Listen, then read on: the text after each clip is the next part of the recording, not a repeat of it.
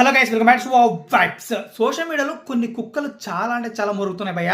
మామూలుగా కాదు, అవి ఎర్ర కుక్కలు అనుకుంటా. సో మురుగుతూనే ఉన్నాయి. సో ఎవరి గురించి అంటే ఎన్టీఆర్ గారి గురించి. అండ్ ఎన్టీఆర్ గారిని అదే పనిగానే సోషల్ మీడియాలో తీసుకొచ్చి రచ్చ లేపుతున్నారు. అండ్ ఇక్కడ నేను ఒక 2 పాయింట్స్ సీరియస్గా మాట్లాడడం అనుకుంటున్నా. అండ్ ఎన్టీ రామారావు గారిని ఎందులో ట్రోల్ చేస్తున్నారు, ఎందుకు ట్రోల్ చేస్తున్నారని. అండ్ మెయిన్గా ఇంకొకటి, కృష్ణ గారిని కూడా ఇందులో ఇన్వాల్వ్ చేస్తారు. అంటే కృష్ణ గారు ఒక సినిమా తీశారు. ఆ సినిమాలో సన్నివేశాలు ఫుల్ వ్యతిరేకంగా ఉంటాయి ఎన్టీ రామారావుకి. అండ్ ఆ సినిమా ఎందుకు తీయాల్సి వచ్చింది అని కూడా క్లియర్గా మనం మాట్లాడుకుందాం. సో ఇంకా ఫస్ట్ పాయింట్కి వచ్చేస్తే, ఎన్టీ రామారావు గారి గురించి 40 బజ్జీలు తింటాడని, సో గోలి సోడాలు ఎన్ని పడితే అని తాగుతాడని, ఇక మేకతోకలు 2 కేజీలు తింటాడనేసి ఎట్లా పడితే అట్లా. అంటే ఇప్పుడు ప్రతి ఒక్కడు కూడా నేను 40 బజ్జీలు తింటా కారణ జన్ముడు అయిపోతా, ఎస్ నేను గోలి సోడాలు తాగుతా కారణ జన్ముడు అయిపోతా, నేను 2 కేజీలు మేక కాళ్ళు తింటా కారణ జన్ముడు అయిపోతా అంటూ పోస్టులు పెడుతున్నారు ఎట్టా పడితే అట్టా. సో మొత్తానికి 40 బజ్జీలు తింటున్న ఆ కారణ జన్ములు ఎవరైతే కామెంట్ పెడుతున్నారో అస్సలు క్లియర్ కట్గా ఒక్క ముక్కలో మీకు ఒకటి చెప్తా. 40 బజ్జీలు మీరు ఈరోజు తింటే, ఎన్టీ రామారావు గారు 40 బజ్జీలు ఈరోజు తింటే రేపు ఒక బజ్జీ తినడానికి, ఒక అన్నం మెతుకు తినడానికి డబ్బులు ఉండవు. మీకెందుకురా ట్రోలింగ్స్? సరే, ఇప్పుడు 40 బజ్జీలు ఎన్టీ రామారావు గారు తిన్నారు. అండ్ ఎన్నో గోడి సోడాలు తాగారు, అన్ని తింటారు. సో ఆయన కారణ జన్ముడు దానికి కలదరా బాడకవు. సో ఆయన చేసిన మంచి పనులు, ఆయన తీసిన సినిమాలు, జానపదాలు, పౌరాణికాలు, అండ్ ఆయన ఒక స్టేట్ సీఎంగా చేసిన పనులు ఆయన దేవుని చేసాయి తెలుగు ప్రజల్లో. సో తెలియకపోతే నేను ఆయన చేసిన మంచి పనులు మీకు చెప్పను, కానీ నేను చెప్తే ఎన్టీ రామారావు ఫ్యాన్ అనుకుంటారు. కానీ సో ఆయన చేసిన మంచి పనులు జస్ట్ మీ అమ్మ బాబులను అడగండి, వాళ్ళే చెప్తారు. అంతే, క్లియర్ కట్గా సూటిగా ఇది ఒకటే అనమాట. సో నేను చెప్తే అది ఒక కథలా ఉంటుంది, మీ వాళ్ళు చెప్తే అది మీకు గుణపాఠంలో ఉంటుంది. సో ఇంకొకటి, అస్సలు ఆయన తినే తిండి మీరు ఒక్క రోజైనా తినగలిగితే మీ ఆస్తులు కరిగిపోతాయిరా బాబు. సో ఆయన తినే తిండి గురించి కాదు, ఆయన చేసే మంచి పనుల గురించి మాట్లాడాలి కదా.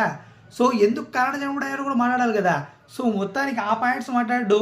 సో 40 బజ్జీలు తినేస్తాడు, సో అందుకే అయిపోయాడు. ఏంట్రా ఇవి? ఆయన సరే, ఆయన తిండి తిన్న ఆ ఖర్చు కూడా మీ ఆస్తులు సరిపోవు. సో అది కూడా మనం జ్ఞాపకం పెట్టుకోవాలి. సో మీ బతుక్కి అలాంటి మాటలు మనం మాడకూడదు.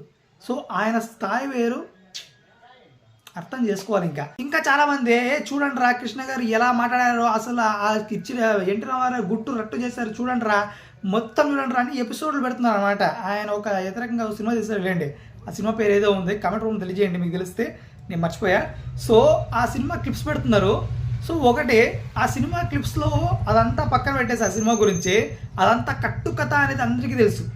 ఇంత క్లియర్గా ఎందుకు చెప్తున్నానంటే, కృష్ణ గారే అప్పట్లో ఆ సినిమా తీసిన తర్వాత కృష్ణ గారే ఒక ఇంటర్వ్యూలో డైరెక్ట్గా చెప్పారు ఒక పత్రికకి, నేను ఎన్టీ రామారావు గారి సినిమా కావాలని తీయలేదు, ఇందిరాగాంధీ గారి వల్ల ఇందిరాగాంధీ వాళ్ళు ఫోర్స్ చేయడంతో ఆ సినిమా చేయడం జరిగింది.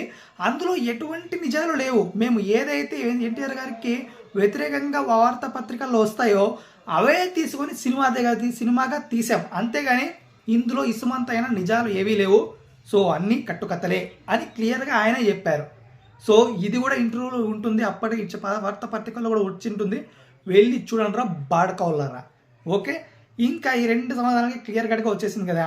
సో మీరు ఎన్టీ రామారావు గారిని ఎవరైతే విమర్శిస్తున్నారో మీరు ఆయన విమర్శించేంత స్థాయి మీది కాదు, అంత సీను కూడా మీరు లేదు. ఎన్నో దశాబ్దాలు సినీ పరిశ్రమని ఏలేసి విసిరి పారేసి ఒకరికి వెళ్ళిపోయిన వ్యక్తి ఆయన. సో మీలాంటి వాళ్ళు ఎంత కుక్కలు మురిగినా ఇసుమంతైనా ఏముండదు.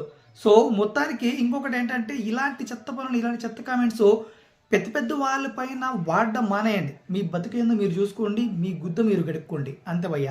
సో మొత్తానికి నేను ఇంత పచ్చిగా ఎందుకు మాడాల్సి వస్తుందంటే, అసలు అంత పెద్ద ఆయన్ని పట్టుకొని నాకు ఆయన ఏంటో తెలుసు. ఎందుకంటే మా తరం వాళ్ళు మాకు చెప్పారు ఆయన ఎంత మంచి పనులు చేశారో. ఆయన మంచి పనులు చేసిన ఆయన వచ్చిన తర్వాతే మనకంటూ ఒక గుర్తింపు వచ్చింది తెలుగు వాళ్ళకి, అది గుర్తుపెట్టుకోవాలి. సో మీలాంటి పిచ్చి కుక్కలు ఇలా వాగుతూ ఉంటే అస్సలు బాగోదు. సో అర్థం చేసుకోవాలి అంతే. నాలాంటి వాళ్ళు ఎంతోమంది ఆయనకి ఫ్యాన్ అవ్వని వాళ్ళు కూడా, సో చాలామంది ఆయన మంచి పనులకు ఫ్యాన్ అయి ఉంటారు. సో అలాంటి వాళ్ళు నేను ఒకడిని, గుర్తుపెట్టుకోవాలి మరి. సో మీకేమనిపిస్తుంది? ఇలాంటి చెత్త కామెంట్ తప్పుడు మనకు ఆర్డర్లు తెలియజేయండి. మీరు కూడా ఒక బ్రహ్మాస్త్రం వదలండి. And please subscribe శుభాబాయ్.